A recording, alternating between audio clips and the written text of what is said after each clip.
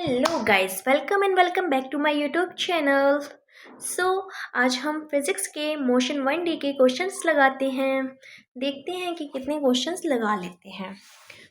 सबसे पहले first question बोलता है the displacement of a body is given by S is equal to half G T square where G is a constant. The velocity of the body at any time T is. तो यहाँ पर हमें displacement दी हुई है S is equal to half G T square. So हम यहाँ पर डिफ्रेंशिएशन करेंगे और डिफ्रेंशिएशन करके वेलोसिटी मिलेगी हमें हाफ जी को बाहर रख देंगे और 2t मिल जाएगी। टू से 2 कटेगा और टी आ जाएगी हमें वेलोसिटी, यानी कि हमारा फर्स्ट आंसर सही हो जाएगा। सेकेंड आंसर की बात करते हैं। A particle moves along a X axis such a way that its X coordinate varies with time as इतना the initial velocity and acceleration of particle respectively. तो इनिशियल वेलोसिटी निकालते हैं हम इससे।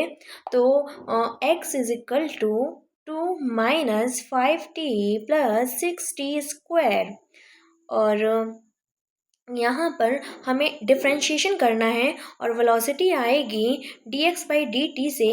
ये तो आपका कांस्टेंट है, ज़ीरो हो जाएगी। यहाँ आएगी -5 + 12t, और t is equal to initial velocity पूछी है तो t इज इक्वल टू 0 लगाएंगे और यहाँ आएगी वेलोसिटी -5। -5 के आपके आंसर हैं, एक थर्ड है और एक फर्स्ट है। इसके बाद हमें एक्सेलरेशन पूछा है और एक्सेलरेशन निकालने के लिए हमें इसको नीचे करना पड़ेगा और हमें ये देखना होगा। ठीक है, एक्सेलरेशन निकालना है। एक्सेलरेशन के लिए हम dv/dt करेंगे और यहाँ पर -5 जो होगा वो कांस्टेंट हो तो उसका 0 हो जाएगा और आंसर आएगा 12, और 12 आंसर आ रहा है फर्स्ट वाले में। आंसर हमारा फर्स्ट हो जाएगा। अब बात करते हैं। ठीक है, अब बात करते हैं आपका थर्ड क्वेश्चन कहता है a particle is moving so that is displacement S is given by S is equal to t³ - 6t² + 3t + 4 meter its velocity at the instant when the acceleration is 0। अच्छा, acceleration 0 है तब velocity क्या होगी? तो सबसे पहले यहाँ पर भी हमें डिफ्रेंशिएशन करना है और डिफ्रेंशिएशन करना है ds/dt। वो हमें डिफ्रेंशिएशन करना है ds/dt is equal to velocity होता है, ये तो हम लोगों को पता है। अब बात करते हैं ds/dt की। तो सबसे पहले t³ जो लिखा है उसका डिफ्रेंशिएशन हो जाएगा 3t²। डिफ्रेंशिएशन के रूल्स तो आप लोगों को मालूम होंगे। और उसके बाद -6t² का हो जाएगा 12t। उसके बाद +3t का हो जाएगा +3, और 4 कांस्टेंट है तो उसका डिफ्रेंशिएशन 0 हो जाएगा। हमें इसकी वेलोसिटी मिल गई, लेकिन हमें चाहिए एक्सेलरेशन के लिए फिर हम इसका डिफ्रेंशिएशन करेंगे और हमारा आंसर आएगा 6t - 12, क्योंकि 3 कांस्टेंट हो जाएगा। अब हमें वेलोसिटी तब निकालना है जब एक्सेलरेशन 0 है। एक्सेलरेशन 0 करेंगे तो हमें टाइम की वैल्यू मिलेगी t is equal to 2 second. अब हम वेलोसिटी में 2 सेकेंड रखेंगे तो हमारा आंसर बनेगा 3 × 4 - 12 × 2 + 3, यानी कि 12 - 24 + 3, यानी कि कितना हो जाएगा? -12 बचेगा और -12 में से 3 जाएगा तो 9 बचेगा, यानी कि माइनस का 9 बचेगा, माइनस का 9 बचेगा। आंसर हमारा 4 हो जाएगा। देन फिर हम बात करते हैं क्वेश्चन नंबर 4 की। क्वेश्चन नंबर 4 कहता है हमारा, क्या कह रहा है? The position of X particles vary with time इतना। The acceleration of a particle will be equal to 0 at time, यानी कि एक्सेलरेशन ऑफ पार्टिकल कब 0 होगा? जब टाइम क्या होगा? एक्सेलरेशन ऑफ पार्टिकल जब 0 होगा तब टाइम क्या होगा, ये पूछा है। सबसे पहले हमें एक्स का डिफ्रेंशिएशन करना है और हमें वेलोसिटी निकालनी है। तो वेलोसिटी हमारी निकलेगी 2 2at माइनस 3bt²। फिर हमें एक्सेलरेशन निकालना है 2a माइनस 6bt। अब मुझे एक्सेलरेशन 0 कर देना है, तो हमारा टाइम आएगा 2a/6b। 2a/6b is nothing but a/3b। Answer है थर्ड।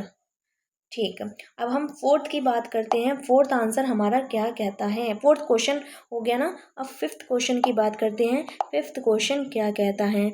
फिफ्थ क्वेश्चन कह रहा है the velocity of the particle moving along X axis is given as v is equal to 3t²। Choose the incorrect options. The particle has uniform acceleration. अच्छा, uniform acceleration का मतलब हो जाता है कि एक्सेलरेशन कांस्टेंट हो। इसकी कंडीशन क्या होती है? इसकी कंडीशन होती है कि x directly proportional to t² होना चाहिए, velocity directly proportional to t होना चाहिए, velocity is directly proportional to √x होना चाहिए। इसमें 3t² है, यानी कि एक्सेलरेशन जो होगा वो यूनिफॉर्म नहीं होगा। अब particle has non uniform of acceleration सही है, यानी कि इसमें गलत पूछा है। क्या पूछा है? गलत पूछा है, तो फर्स्ट वाला ही गलत हो जाएगा। सेकंड ऑप्शन है the particle has non uniform acceleration, बिल्कुल सही है। The motion of the particle is non uniform. हाँ, अगर एक्सेलरेशन होगा तो पार्टिकल का मोशन यूनिफॉर्म नहीं, नॉन यूनिफॉर्म होगा।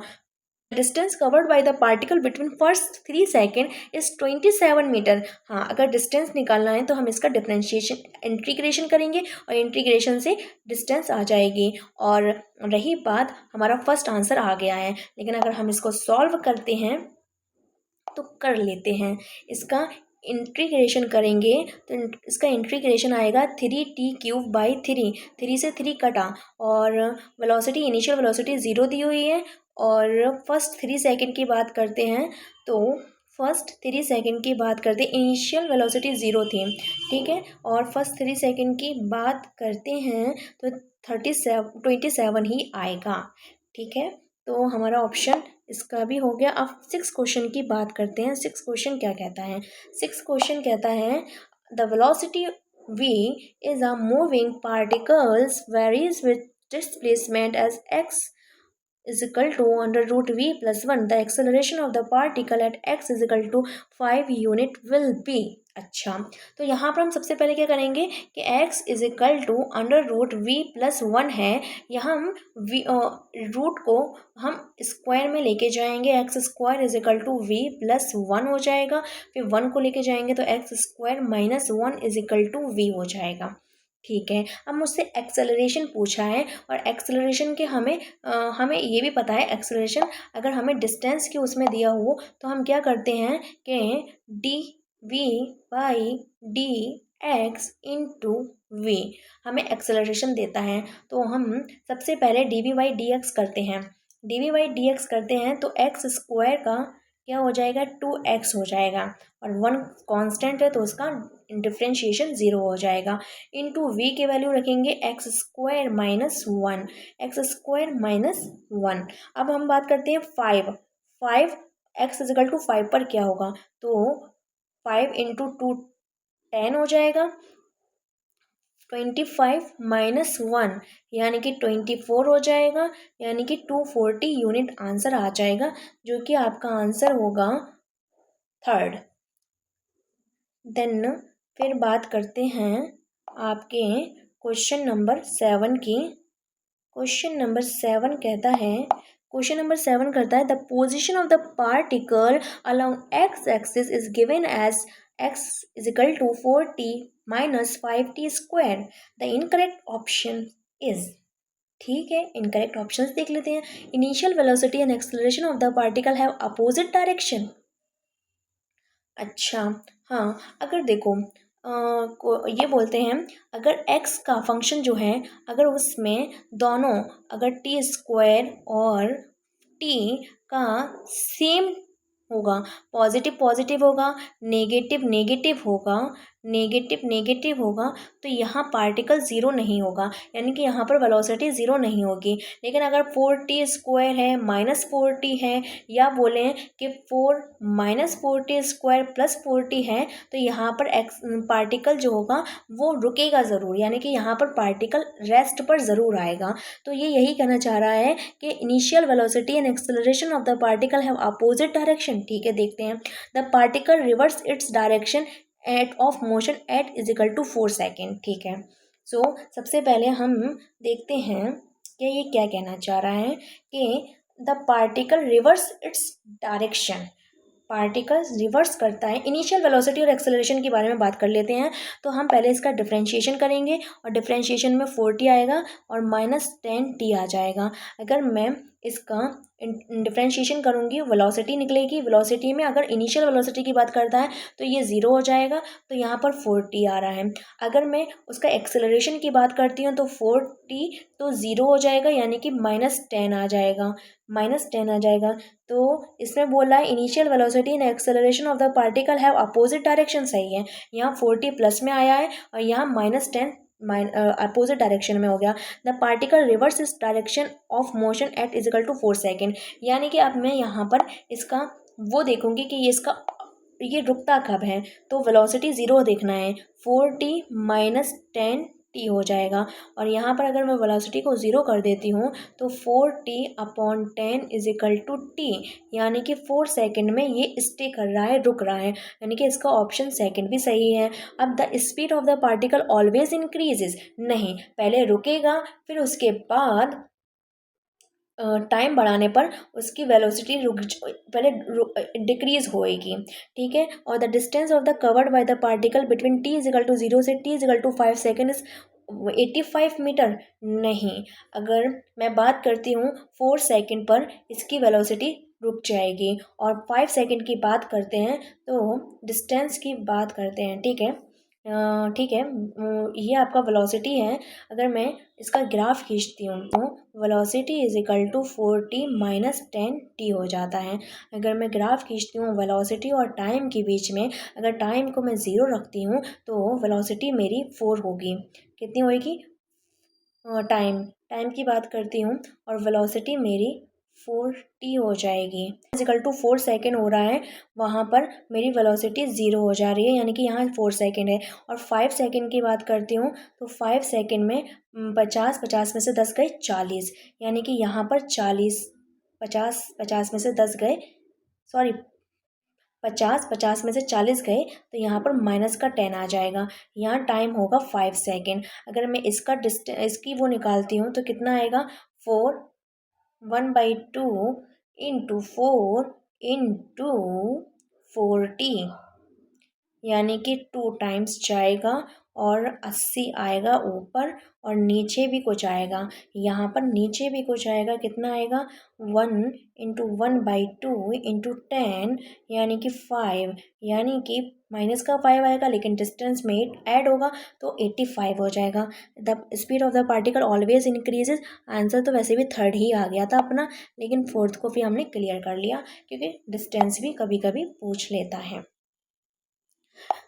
ठीक है, अब बात करते हैं क्वेश्चन नंबर 8 की।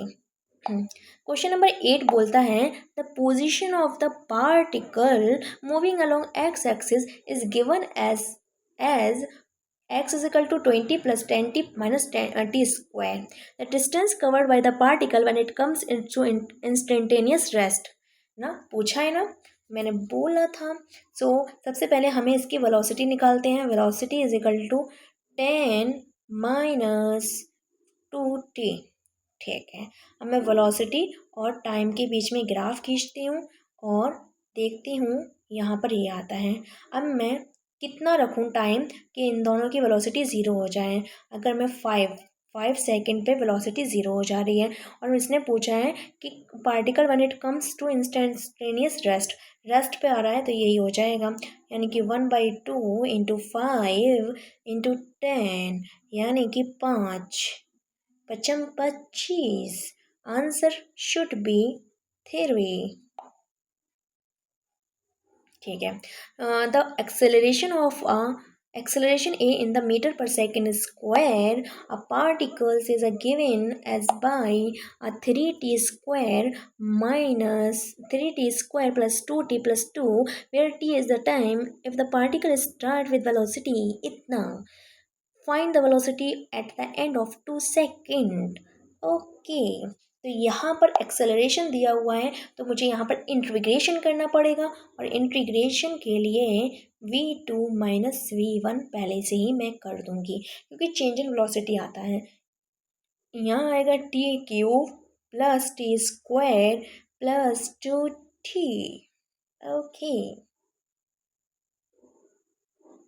अब मैं क्या करूँगी कि इसने बोला है t इज इक्वल टू 0 पर वेलोसिटी मेरी 2 सेकेंड दी हुई है तो v2 minus 2 is equal to 8 plus 4 plus 4.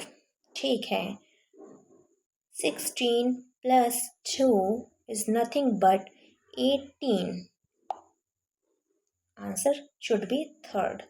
Then 10 question की बात करती हूँ कि मेरा 10 क्वेश्चन क्या बोल रहा है. Right the vector F in term of its component.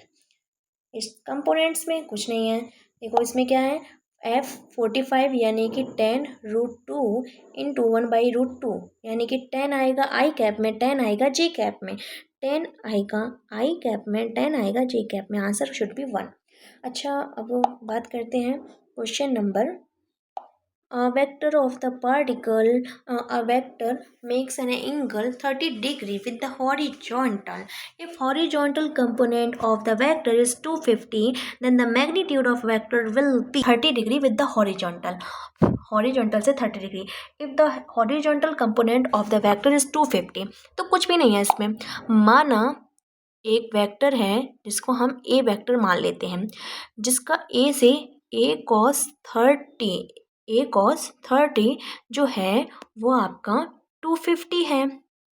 तो मुझे a पूछा है, cos 30 की वैल्यू कितनी होती है, √3/2 हो जाती है यानी कि 500 upon √3. That is first answer हो जाएगा मेरा. क्या बोलती पब्लिक. ठीक है, अब if 0.5i plus 0.8j plus ck a unit vector, find the value of c. अगर यूनिट वेक्टर यानी कि इसमें वाएंगे तो कैसा रहेगा, सही रहेगा. ठीक है, मैं बोलती हूँ कि 0.5 का स्क्वायर प्लस 0.8 का स्क्वायर प्लस c का square is equal to 1. 0.25 plus 0.864 is equal to plus c square is equal to 1 यानी कि 6 5 4 9 6 7 8 और दोनों को ऐड करेंगे तो 0.89. इसमें से -1 माइनस कर दोगे तो कितना आएगा, 1 माइनस.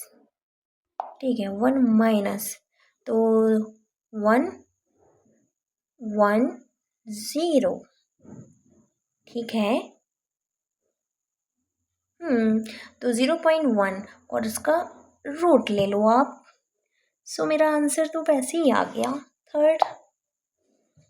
अब if a vector is equal to 3i plus 4j, b vector इतना, then find unit vector along a plus b. ओफो, यूनिट वेक्टर क्या होता है, यूनिट वेक्टर होता है a उसका वेक्टर अपॉन उसका मैग्नीट्यूड. a प्लस b का वेक्टर निकाल लो. कुछ नहीं है यार, देखो इसको पहले हटाओ फिर बात करते हैं. 3i और i को जोड़ेंगे तो कितना हो जाएगा, 4i. 4i और प्लस 4j और प्लस j को जोड़ेंगे तो कितना हो जाएगा, 4j और j को जोड़ेंगे तो 5j प्लस 2k हो जाएगा. ठीक है, ये तो हो गया. ठीक है, प्लस प्लस ही है, सब कुछ प्लस है. तो सबसे पहले इसमें देख लो 4i 5j plus 2k, 5j plus 2k, 4i plus 5j 2k. ठीक है, अब इसका मैग्नीट्यूड लेंगे तो 16 25 प्लस 4 20 +25 यानी कि 45। आंसर तो मेरा वैसे भी आ ही गया। ठीक है, शायद ये LP ख़त्म हो गई। न्यू LP ELP की स्टार्टिंग करेंगे नेक्स्ट वीडियो में। अगर वीडियो पसंद आई है तो इसको लाइक कीजिए, शेयर कीजिए और कमेंट भी ज़रूर कीजिए। मिलते हैं न्यू वीडियो के साथ। अल्लाह हाफिज़, ख्याल रखिए अपना।